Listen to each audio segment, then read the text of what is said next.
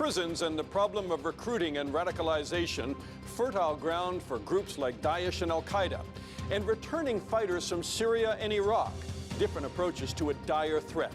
I'm Dana Lewis, and this is Insight.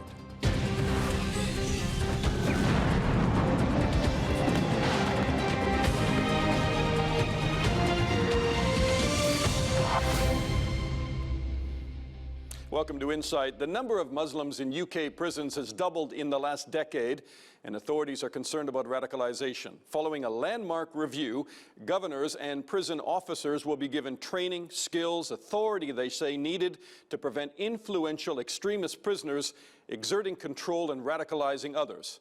Insight's Sarah Firth tells us more. In the heart of the quiet British countryside, one of Britain's highest security prisons, HMP Frankland, houses the UK's most dangerous extremists. Now, following a review of radicalisation in prisons, the British government is planning a scheme here to separate those with extremist views. This prison will be the first to open a separation centre to prevent them from recruiting others to their cause. We know that the problem's been increasing for some time, and I think that's partly because, to be honest, government's had its eye off this issue for quite a long time. They're recognising it's an issue now, and they're trying to do something about it. The truth is we just don't know whether what they're going to do about it is going to work. The recent terror attack in Westminster, carried out by Khalid Masood, who was radicalised while serving a sentence for attacking a man with a knife, has brought the issue to the fore. Under the plans, the Ministry of Justice say 3 new separation units will be created, so-called jails within jails. These will hold up to 28 offenders who pose the greatest risk of influencing other prisoners. Once separated, prisoners will be reviewed every 3 months to see if they can be returned to the mainstream prison population. This is part of a wider government strategy that will also include a new counter-terror task force to identify extremists and powers for prison governors, such as banning extremist literature behind bars. It's clear from the recommendations for combating extremism in prisons that for these separation centres to be successful, there'll need to be skilled staff with specialist training. But all of this comes at a time when prisons have seen their budgets slashed and staff cut. And what's going to take place here at this prison is largely untried and untested.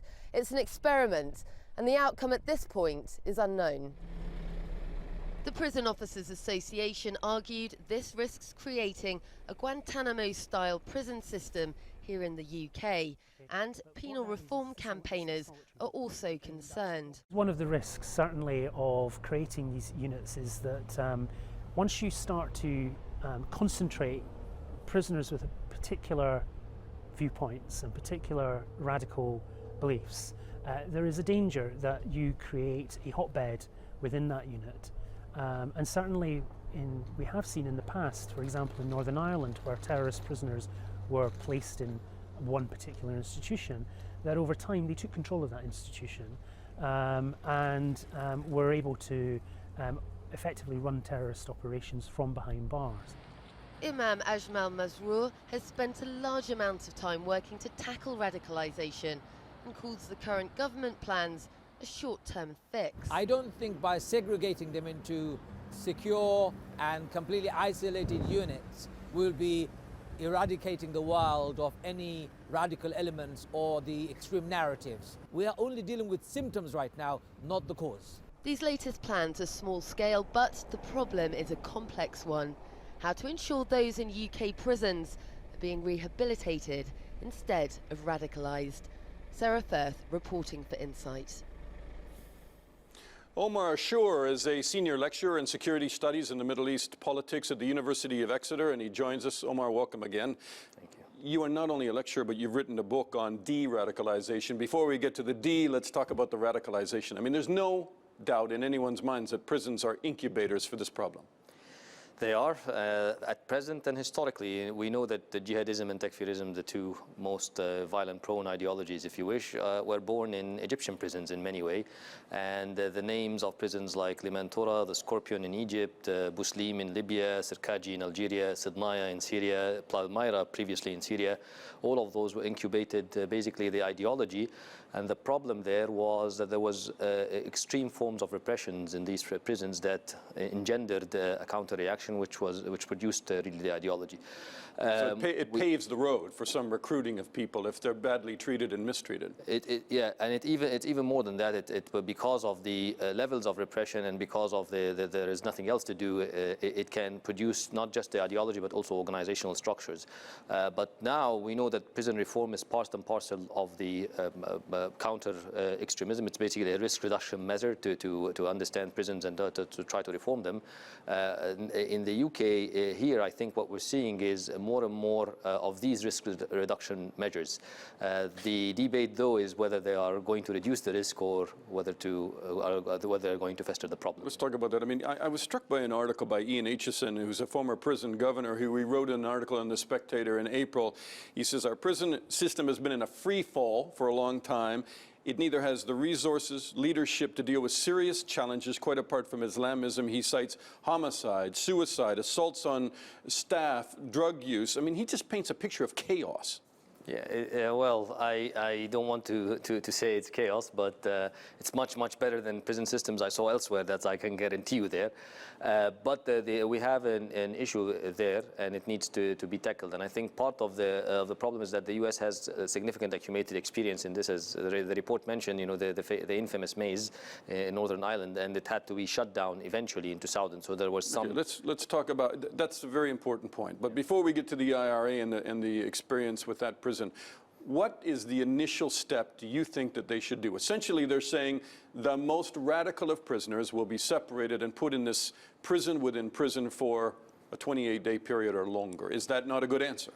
I think there is no good answer unless you try it and see really if it works or not. Because on one end you will have the idea of disseminating the ideology when you put especially ideologues with non-committed prisoners like criminal suspects, and then you have some recruitment because the ideologue will always have the upper hand mentally and will give them a cause, and this when things can go bad. But then isolating them, there are some issues on the human rights legal dimension. That's one, but also two is that they will be leaving after 28 days, and when they leave after 28 days, yeah. It's probably a long time if you're in that cell, but is that a long time to clear somebody's ideology? It won't clear it, I can tell you that. It's actually when you face these kind of pressures, you cling more to the ideology in many ways. So there are an issue there to tackle as well. Help me out here, because I don't understand this as well as you do. I mean, they're saying these guys are radical. How in the world did they even identify them in the first place and pull them out of that prison population? I think, well, radical and extremist it's very, very tough words, but we know that they interact with prison staff, they interact with their mates, and they interact with also even religious figures and imams. And there's an assessment report that focuses with multiple stakeholders in that. So if this is the assessment that the person is an extremist, and if the assessment is more or less trying to disseminate this ideology inside the prison, then probably there are some measures to be taken. The problem if the assessment is wrong, this is another problem, because then you will be taking the greater risk is leaving him there. I guess, yeah. I guess this is the first line, I guess. So a French magistrate, in follow-up to the Paris attacks and the other attacks in Belgium, where they said that, I mean, they clearly identified people who had been recruited in prison, who had been more radicalized in prison in the Charlie Hebdo attacks and the attack on the supermarket and others. French magistrates said prisons are overcrowded. 50% of the population is Muslim in France. They have smuggled cell phones illegally. They can message and call. There's no way to manage the situation. The only way to deal with it is put them in a separate facility, not a jail within a jail, but just completely move them to a separate facility. You think that's even worse? Yes, because, well, again, the experience with the Irish Republicanism. Let's talk about the IRA. That's on one case, but also the case when you have all over. This is outside of Europe, in places though there is no respect for human rights or legality. When you create the political prisons, between quotations, basically prisons for people who have a political ideology.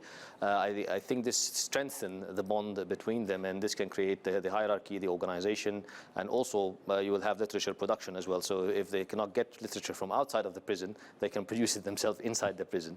So then you'll be creating more and more problem. The problem is if you locate them with criminal elements, let's say, without an ideology, then the dissemination of the ideology becomes a risk. So it really needs to be, the very micro details are very important here, and how the prisoners react to the policies, this needs to be updated constantly, because you can be going in one direction and then, or aiming for one direction and then going in a very, very different direction. Do people find comfort and protection in prison, almost like gangs, in joining some of these groups? And they do it for that reason, just not out of ideological reason. Yeah, this is true, but not just protection. It's just mainly the psychological conflict of having a collectivity, a bond, a unit that you belong to. So this of course, deter any potential assaults on you, but also gives you the psychological comfort with it, especially if that unit is legitimating itself on theological religious creed, which helps in many ways. A couple of ideas that they've talked about in these reform suggestions. One is that they want to stop the material for Daesh and Al-Qaeda and other things coming into prison. I mean, if they can't stop drugs from being flown into prison in drones, how are they going to do that? Through illegal cell phones and all sorts of other means of distribution. Again, it will be a challenge. If it does not mean that they need to stop, or it does mean that they need to stop doing it, but I think it will be a challenge there. The problem is the ideology is not just books. You know, the ideology is also in the head. It's narrative. So it's more complex than just the attempt to tackle the books. Yeah. Omar, thank you so much. Stay with us, because we're going to talk to you more about the situation of radicalization. This is Insight. Coming up, there is a threat posed by returning fighters from Syria and Iraq.